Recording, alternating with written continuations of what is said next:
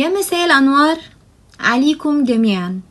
معكم إيناس من قناة نوسة للصحة والجمال. جايلكم اليوم بوصفة هتقضي بيها على الجيوب الأنفية والشخير للأبد، بس انتوا قولوا إن شاء الله. الوصفة دي قبل ما أقولك عليها لا تنسوني من لايك والشير وتفعلوا زر التنبيه علشان يوصل لكم كل جديد. ولو انتي أول مرة تشوفوني في القناة أو تشاهدوا قناتي ما تنسونيش بالاشتراك. اليوم هتكلم عن وصفة مهمة جدا جدا معظم الناس بيشتكوا منها، وهي الجيوب الأنفية. وفي بحوث اتعملت في ألمانيا بتقول إن لكل 100 شخص فيهم 40 شخص عنده جيوب أنفية موسمية ومزمنة وصعب علاجها. وعلاجها هو احنا كلنا عارفينه، اللي هو مضاد الحساسية ومضاد الهيستامين وقطرات الكورتيزون. والأعراض الجانبية للمضادات الحساسية دي كتيرة جدا، زي العصبية الزائدة، الأرق، تقلبات المزاج. وبيكون العلاجات دي كمان مؤقتة وليست جذرية.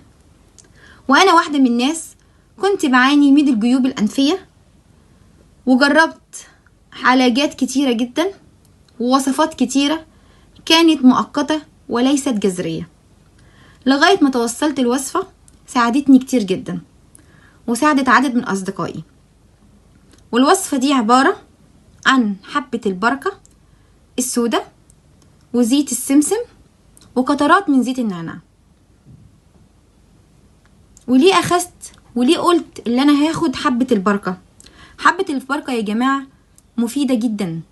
رسولنا الكريم قال عنها عليه أفضل الصلاة والسلام: عليكم بالحبة السوداء فيها شفاء لكل دام إلا السام. سألوه إيه هو السام يا رسول الله؟ قال لهم اللي هو الموت. نفهم من كده إن الحبة السوداء فيها شفاء لجميع الأمراض.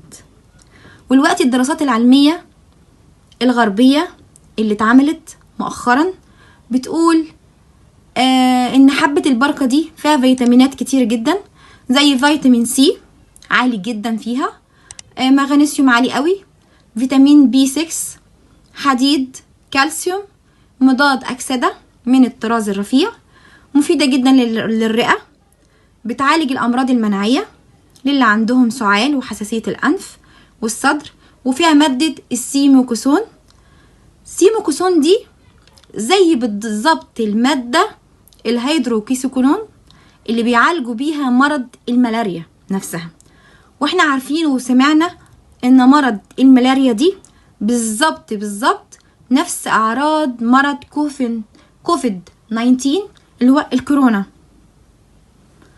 مش بس كده، ده هي بتفلتر لي الرئة وبتعقمها لي من اي فيروسات بتخش فيها، زائد اللي هي مفيدة للأعصاب، مهدئة، مضادة للأرق، بتحسن لي الحالة المزاجية، بتخليك بالك طويل وهادي، بتشيل لي خالص الاسترس من الجسم.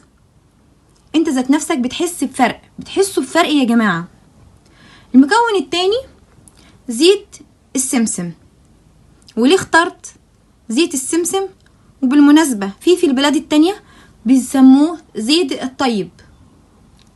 في برضو فيتامينات، مضاد أكسدة، مغنيسيوم، بيزيل الكوليسترول، مفيد للصحة والقلب والأوعية الدموية. أبحاث كتيرة في السويد اتعملت بيقولوا، ودراسات تانية جديدة نشرتها مجلة أرشيف لطب الأنف والأذن والحنجرة بتقول إن زيت السمسم أفضل من محلول الملح اللي بينضفوا بيه الأنف. ليه؟ لأنه بيرطب الممرات الأنفية، بيسهل لي عملية التنفس، المجاري التنفسية بينضفها لي، أفضل علاج في ترطيب الأنف. وزيت السمسم الطبي المعروف اسمه نوزويل، والزيت آمن جدا، ما بيحتويش على بروتينات اللي بتهيج لي الشعيرات الدموية وبتنضفها لي. مش بس كده، بتساعد لي في تنظيف الممرات الهوائية والتنفسية. بعمل ايه معايا؟ بجيب زيت حبة البركة او بلاك سيد اويل اهو معايا، وبجيب زيت السمسم اهو، ولازم يكون زيت حبة البركة في ازازة غامقة. هو الزيت لونه شفاف يا جماعة، بس علشان شروط التخزين لازم يكون في ازازة قمطة. والحاجة التالتة زيت النعناع او النعناع. وزيت النعناع ده هعمل فيه ايه؟ هقول لكم دلوقتي. وهجيب قطارة، اي قطارة عندك في البيت قديمة بتغسليها كويس وبتعقميها وبتستخدميها. بعمل ايه؟ اول حاجة قبل ما اعمل الزيوت دي بغسل مناخيري كويس قوي. شكرا يا جماعة. بغسل مناخيري كويس قوي زي بالظبط ما بستنشق في الوضوء بالظبط. وبعد كده بجيب زيت النعناع. اول حاجة بعملها يا جماعة بغسل مناخيري وبستنشق بالمية كويس جدا.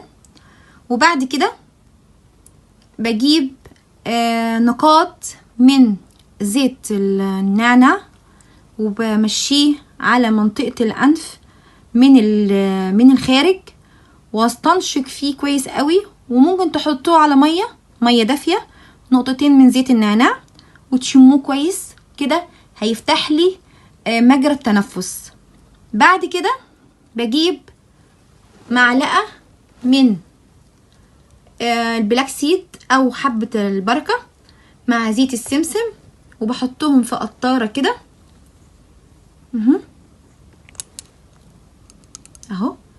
وفي كل فتحة من الانف بقطر فيها 3 أو 5 نقاط في كل فتحة. بعد كده برجع راسي لورا شوية دقيقة، لاني لو نزلت راسي تحت الزيت هيقع.